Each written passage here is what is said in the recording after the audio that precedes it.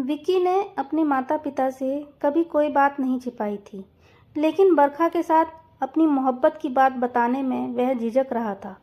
आखिर ऐसा क्या हुआ कि माँ को अपने बेटे की पसंद का आभास हो गया और उन्होंने बेटे की पसंद पर अपनी स्वीकृति की मोहर लगा दी। दा, तुम मेरी बात मान लो और आज खाने की मेज पर मम्मी पापा को सारी बातें साफ साफ बता दो। आखिर कब तक यूँ परेशान बैठे रहोगे? बच्चों की बातें कानों में पड़ी तो मैं रुक गई। ऐसी कौन सी गलती विक्की से हुई जो वह हमसे छिपा रहा है और उसका छोटा भाई उसे सलाह दे रहा है? मैं बात क्या है यह जानने की गरज से छिपकर उनकी बातें सुनने लगी। इतना आसान नहीं है सब कुछ साफ साफ बता देना जितना तू समझ रहा है। विक्की की आवाज़ सुनाई पड़ी। दा, यह इतना मुश्किल भी तो नहीं है। आपकी जगह मैं होता तो देखते कितनी स्टाइल से मम्मी पापा को सारी बातें बता भी देता और उन्हें मना भी लेता। इस बार विनी की आवाज़ आई। तेरी बात और है, पर मुझसे किसी को ऐसी उम्मीद नहीं होगी। यह आवाज़ मेरे बड़े बेटे विकी की थी। दा, आपने कोई अपराध तो किया नहीं जो इतना डर रहे हो? सच कहूँ तो मुझे ऐसा लगता है कि मम्मी पापा आपकी बात सुनकर गले लगा लेंगे। विनी की आवाज़ खुशी और उत्साह दोनों से भरी हुई थी। बात क्या है? मेरी समझ में कुछ नहीं आया। थोड़ी देर और खड़ी रहकर उनकी आगे की बातें सुनती तो शायद कुछ समझ में आ भी जाता, पर तभी प्रेस वाले ने डोर बेल बजा दी तो मैं दबे पाँव वहाँ से खिसक ली। बच्चों की आधी अधूरी बातें सुनने के बाद तो और किसी काम में मन ही नहीं लगा। बार बार मन में यही प्रश्न उठते कि मेरा वह पुत्र जो अपनी हर छोटी बड़ी बात मुझे बताए बिना मुंह में कौर तक नहीं डालता है, आज ऐसा क्या कर बैठा जो हमसे कहने की हिम्मत नहीं जुटा पा रहा है। सोचा चलकर साफ साफ पूछ लूं, पर फिर लगा कि बच्चे क्या सोचेंगे कि मम्मी छिप छिप कर उनकी बातें सुनती हैं। जैसे तैसे दोपहर का खाना तैयार करके मेज पर लगा दिया और विक्की विनी को खाने के लिए आवाज़ दी। खाना परोसते समय ख्याल आया कि यह मैंने क्या कर दिया। लौकी की सब्जी बना दी। अभी दोनों अपनी अपनी कटोरी मेरी ओर बढ़ा देंगे और कहेंगे कि रामदेव की प्रबल अनुयायी माताजी, यह लौकी की सब्जी आपको ही सादर समर्पित हो। कृपया आप ही इसे ग्रहण करें।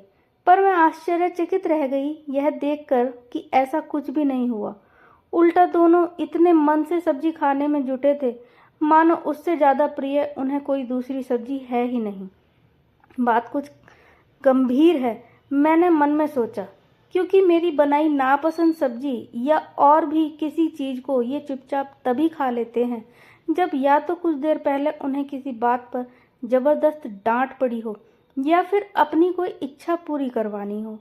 खाना खाकर विक्की और विनी फिर अपने कमरे में चले गए। ऐसा लग रहा था कि किसी खास मसले पर मीटिंग अटेंड करने की बहुत जल्दी हो उन्हें। विक्की सीए है। कानपुर में उसने अपना शानदार ऑफिस बना लिया है। ज़्यादातर शनिवार को ही आता है और सोमवार को चला जाता है। विनी एमबीए की तैयारी कर रहा है। बचपन से दोनों भाइयों के स्वभाव में ज़बरदस्त अंतर होते हुए भी दोनों पल भर को भी अलग नहीं होते हैं। विक्की बेहद शांत स्वभाव का आज्ञाकारी लड़का रहा है, तो विनी इसके ठीक उलट अत्यंत चंचल और अपनी बातों को मनवा कर ही दम लेने वाला रहा है। इसके बावजूद इन दोनों भाइयों का प्यार देखकर हम दोनों पति पत्नी मन ही मन मुस्कुराते रहते हैं। अपना काम निपटाकर मैं बच्चों के कमरे में चली गई।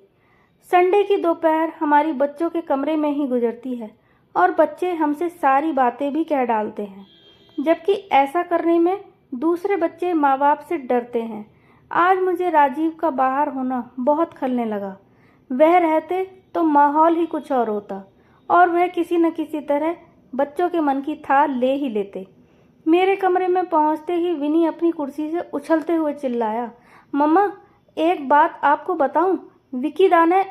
उसकी बात विक्की की घूरती निगाहों की वजह से वहीं की वहीं रुक गई। मैंने एक दो बार कहा भी कि ऐसी कौन सी बात है जो आज तुम लोग मुझसे छिपा रहे हो, पर विक्की ने यह कहकर टाल दिया कि कुछ खास नहीं मम्मा, थोड़ी ऑफिस से संबंधित समस्या है। मैं आपको बताकर परेशान नहीं करना चाहता, पर विनी के पेट में कोई बात पचती ही नहीं है। हालांकि मैं मन ही मन बहुत परेशान थी, फिर भी न जाने कैसे झपकी लग गई और मैं वहीं लेट गई। अचानक मम्मा शब्द कानों में पड़ने से एक झटके से मेरी नींद खुल गई, पर मैं आंखें मूंदे पड़ी रही। मुझे सोता देखकर उनकी बातें फिर से चालू हो गई थी और इस बार उसी कमरे में होने की वजह से मुझे सब कुछ साफ साफ सुनाई दे रहा था। विकी ने विनी को डांटा, तुझे मना किया था, फिर भी तू मम्मा को क्या बताने जा रहा था? क्या करता, तुम्हारे पास हिम्मत जो नहीं है दा, अब मुझसे नहीं रहा जाता। अब तो मुझे जल्दी से भाभी को घर लाना है, बस चाहे कैसे भी। विकी ने एक बार फिर विनी को चुप रहने का इशारा किया। उसे डर था कि कहीं मैं जाग न जाऊं या उनकी बातें मेरे कानों में न पड़ जाएं। अब तक तो नींद मुझसे कोसों दूर जा चुकी थी, तो क्या विकी ने शादी कर ली है? यह सोचकर लगा मानो मेरे शरीर से सारा खून किसी ने निचोड़ लिया। कहाँ कमी रह गई थी हमारे प्यार में, और कैसे हम अपने बच्चों में यह विश्वास उत्पन्न करने में असफल रह गए कि जीवन के हर निर्णय में हम उनके साथ हैं। आज पल पल की बातें शेयर करने वाले मेरे बेटे ने मुझे इस योग्य भी न समझा कि अपनी शादी जैसे महत्वपूर्ण फैसले में शामिल करे। शामिल करना तो दूर, उसने तो बताने तक की भी जरूरत नहीं समझी। मेरे व्यथित और तड़पते दिल से एक आवाज़ निकली, विकी, सिर्फ एक बार कहकर तो देखा होता बेटा तुमने। फिर देखते कैसे मैं तुम्हारी पसंद को अपने अरमानों का जोड़ा पहनाकर इस घर में लाती, पर तुमने तो मुझे जीते जी मार डाला। पल भर के अंदर ही विकी के पिछले 25 बरस आंखों के सामने से गुजर गए और उन 25 सालों में कहीं भी विकी मेरा दिल दुखाता हुआ नहीं दिखा। टेबल पर रखे फल उठाकर खाने से पहले भी वह जहाँ होता वहीं से चिल्लाकर मुझे बताता था कि मम्मा मैं ये सेब खाने जा रहा हूँ, और आज एक पल में ही पराया बना दिया बेटे ने।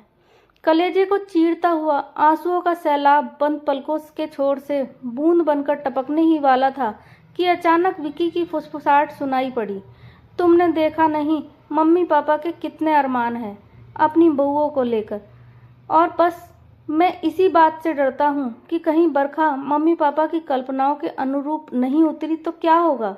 अगर मैं पहले ही इन्हें बता दूंगा कि मैं बरखा को पसंद करता हूँ तो फिर कोई प्रश्न ही नहीं उठता कि मम्मी पापा उसे नापसंद करें। वे हर हाल में मेरी शादी उससे कर देंगे और मैं यही नहीं चाहता हूँ। मम्मी पापा के शौक और अरमान पूरे होने चाहिए, उनकी बहू उन्हें पसंद होनी चाहिए, बस मैं इतना ही चाहता हूँ। और अगर वह उन्हें पसंद नहीं आई तो देखेंगे, पर मैंने इतना तो तय कर लिया है कि मैं पहले से यह बिल्कुल नहीं कह सकता कि मैं किसी को पसंद करता हूँ। तो विकी ने शादी नहीं की है, वह केवल किसी बरखा नाम की लड़की को पसंद करता है, और उसकी समस्या यह है कि बरखा के बारे में हमें बताए कैसे। इस बात का एहसास होते ही लगा जैसे मेरे बेजान शरीर में जान वापस आ गई। एक बार फिर से मेरे सामने वही विकी आ खड़ा हुआ जो अपनी कोई बात कहने से पहले मेरे चारों ओर चक्कर लगाता रहता, मेरा मूड देखता, फिर शर्माते झिझकते हुए अपनी बात कहता। उसका कहना कुछ ऐसा होता कि मना करने का मैं साहस ही नहीं कर पाती। बुद्धू कहीं का, मन ही मन में बुदबुदाई, जानता है कि मम्मी किसी बात के लिए मना नहीं करती, फिर भी इतनी ज़रूरी बात कहने से डर रहा है। सोकर उठी तो सिर बहुत हल्का लग रहा था, मन में चिंता के स्थान एक चुलबुले उत्साह ने ले लिया था। मेरे बेटे को प्यार हो गया है, यह सोचकर मुझे गुदगुदी सी होने लगी। अब मुझे समझ में आने लगा कि विनी को भाभी घर में लाने की इतनी जल्दी क्यों मच रही थी। ऐसा लगने लगा कि विनी का उतावलापन मेरे अंदर भी आकर समा गया है। मन होने लगा कि अभी चलूं विकी के पास और बोलूं कि ले चल मुझे मेरी बहू के पास, मैं अभी उसे अपने घर में लाना चाहती हूँ। पर माँ होने की मर्यादा और खुद विकी के मुंह से सुनने की एक चाह ने मुझे रोक दिया। रात को खाने की मेज पर मेरा मूड तो खुश था ही, दिन भर के बाद बच्चों से मिलने के कारण राजीव भी बहुत खुश दिख रहे थे। मैंने देखा कि विनी कई बार विकी को इशारा कर रहा था कि वह हमसे बात करे, पर विकी हर बार कुछ कहते कहते रुक सा जाता था। अपने बेटे का यह हाल मुझसे और न देखा गया और मैं पूछ ही बैठी, तुम कुछ कहना चाह रहे हो विकी? नहीं, हाँ, मैं यह कहना चाहता था मम्मा कि जब से कानपुर गया हूँ दोस्तों से मुलाकात नहीं हो पाती है। अगर आप कहें तो अगले संडे को घर पर दोस्तों की एक पार्टी रख लूँ। वैसे भी जब से काम शुरू किया है सारे दोस्त पार्टी मांग रहे हैं, तो इसमें पूछने की क्या बात है? कहा होता तो आज ही इंतजाम कर दिया होता। मैंने कहा, वैसे कुल कितने दोस्तों को बुलाने की सोच रहे हो? सारे पुराने दोस्त ही हैं या कोई नया भी है? हाँ, 2-4 नए भी हैं। अच्छा रहेगा, आप सबसे भी मुलाकात हो जाएगी। क्यों विनी, अच्छा रहेगा ना? कहकर विकी ने विनी को संकेत करके राहत की सांस ली। मैं समझ गई थी कि पार्टी की योजना दोनों ने मिलकर बरखा को हमसे मिलाने के लिए बनाई है और विकी के नए दोस्तों में बरखा भी शामिल होगी। अब बच्चों के साथ साथ मेरे लिए भी पार्टी की अहमियत बहुत बढ़ गई थी। अगले संडे की सुबह से ही विकी बहुत नर्वस दिख रहा था। कई बार मन में आया कि उसे पास बुलाकर बता दूं कि वह सारी चिंता छोड़ दे, क्योंकि हमें सब कुछ मालूम हो चुका है और बरखा जैसी भी होगी मुझे पसंद होगी। पर एक बार फिर विकी के भविष्य को लेकर आशंकित मेरे मन ने मुझे चुप करा दिया कि कहीं बरखा विकी की योग्य न निकली तो। जब तक बात सामने नहीं आई है तब तक तो ठीक है, उसके बारे में कुछ भी राय दे सकती हूँ, पर अगर एक बार सामने बात हो गई तो विकी का दिल टूट जाएगा। 4 बजते बजते विकी के दोस्त एक एक करके आने लगे। सच कहूँ तो उस समय मैं खुद काफ़ी नर्वस होने लगी थी कि आने वालों में बरखा नाम की लड़की ना मालूम कैसी होगी। सचमुच वह मेरे विकी के लायक होगी या नहीं? मेरी भावनाओं को राजीव अच्छी तरह समझ रहे थे और आंखों के इशारे से मुझे धैर्य रखने को कह रहे थे। हमें देखकर आश्चर्य हो रहा था कि सदैव हंगामा करते रहने वाला विनी भी बिल्कुल शांति से मेरी मदद में लगा था और बीच बीच में जाकर विकी की बगल में कुछ इस अंदाज से खड़ा होता मानो उससे कुछ कह रहा हो, दुखी न हो, मैं तुम्हारे साथ हूँ। ठीक 4:30 बजे बरखा ने अपनी एक सहेली के साथ ड्राइंग रूम में प्रवेश किया। उसके घुसते ही विकी की नज़रें विनी से और मेरी नज़रें इनसे जा टकराईं। विकी अपनी जगह से उठ खड़ा हुआ और उन्हें हमारे पास लाकर उनसे हमारा परिचय करवाया। बरखा, यह मेरे मम्मी पापा हैं, और मम्मी पापा, यह मेरी नई दोस्त बरखा, और यह बरखा की दोस्त मालविका है। ये दोनों MCA कर रही हैं। पिछले 7 महीने से हमारी दोस्ती है, पर आप लोगों से मुलाकात न करवा सका था। हमने महसूस किया कि बरखा से हमारे परिचय के दौरान पूरे कमरे का शोर थम गया था।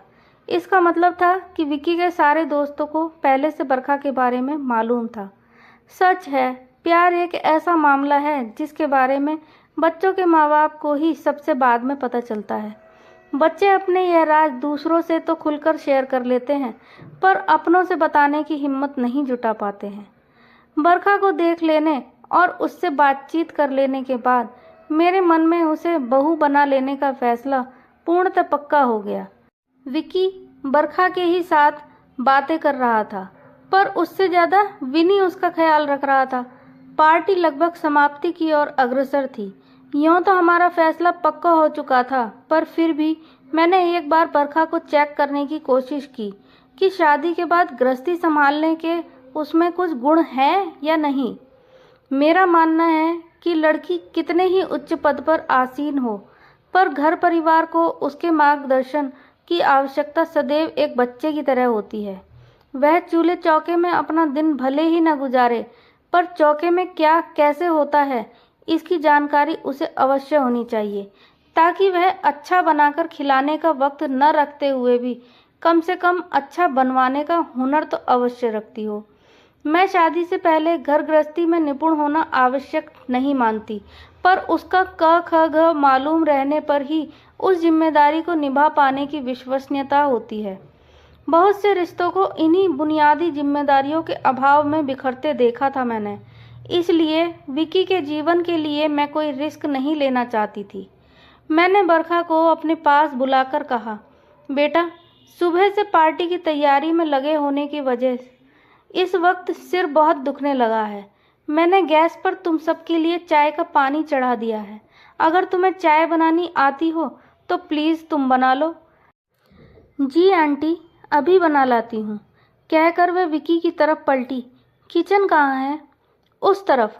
हाथ से किचन की तरफ इशारा करते हुए विकी ने कहा, चलो मैं तुम्हें चीनी और चाय पत्ती बता देता हूँ। कहते हुए वह बरखा के साथ ही चल पड़ा। बरखा जी को अदरक कूट कर दे आता हूँ, कहता हुआ विनी भी उनके पीछे हो लिया। चाय चाहे सबके सहयोग से बनी हो या अकेले, पर बनी ठीक थी। किचन में जाकर मैं देख आई कि चीनी और चाय पत्ती के डब्बे यथास्थान रखे थे। दूध ढककर फ्रिज में रखा था और गैस के आसपास कहीं भी चाय गिरी फैली नहीं थी। मैं निश्चिंत हो आकर बैठ गई। मुझे मेरी बहू मिल गई थी। एकाएक करके दोस्तों का जाना शुरू हो गया। सबसे अंत में बरखा और मालविका हमारे पास आई और नमस्ते करके हमसे जाने की अनुमति मांगने लगी। अब हमारी बारी थी। विकी ने अपनी मर्यादा निभाई थी। पिछले न जाने कितने दिनों से असमंजस की स्थिति गुजारने के बाद उसने हमारे सामने अपनी पसंद जाहिर नहीं की, बल्कि उसे हमारे सामने लाकर हमारी राय जानने समझने का प्रयत्न करता रहा। और हम दोनों को अच्छी तरह पता है कि अभी भी अपनी बात कहने से पहले वह बरखा के बारे में हमारी राय जानने की कोशिश अवश्य करेगा, चाहे इसके लिए उसे कितना ही इंतज़ार क्यों न करना पड़े। मैं अपने बेटे को और असमंजस में नहीं देख सकती थी। अगर वह अपने मुंह से नहीं कह पा रहा है तो उसकी बात को मैं ही कहकर उसे कसमकस से उबार लूँगी। बरखा के दोबारा अनुमति मांगने पर मैंने कहा, घर की बहू क्या घर से खाली हाथ और अकेली जाएगी? मेरी बात का अर्थ जैसे पहली बार किसी को समझ में नहीं आया। मैंने विकी का हाथ पकड़कर कहा, तेरी पसंद हमें पसंद है, चल गाड़ी निकाल, हम सब बरखा को उसके घर पहुंचाने जाएंगे। वहीं इसके मम्मी डैडी से रिश्ते की बात भी करनी है। अब अपनी बहू को घर में लाने की हमें भी बहुत जल्दी है। मेरी बात का अर्थ समझ में आते ही पूरा हॉल तालियों की गड़गड़ाहट से गूंज उठा। मम्मी पापा को यह सब कैसे पता चला? इस सवाल में उलझा अटका विकी पहले तो जहां का तहां खड़ा रहा, फिर अपने पापा की पहल पर बढ़कर उनके सीने से लग गया। इन सब बातों में समय गवाए बिना विनी गैरेज से गाड़ी निकालकर जोर जोर से हॉर्न बजाने लगा।